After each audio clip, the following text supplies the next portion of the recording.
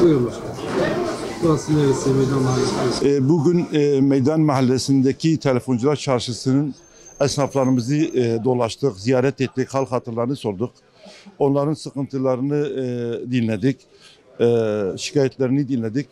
Özellikle bu çarşımızda aydınlatma sorunu olduğunu, akşamları lambaların yanmadığını, lambalar yanmadığı için de esnaflar olarak tedirgin olduklarını, yani öyle hem güvenlik için hem hırsızlık için hem madde bağımları için bu konuda işte eksiklerinin hemen giderilmesi için işte aydınlatmanın giderilmesini talep ediyorlar belediyeden özellikle.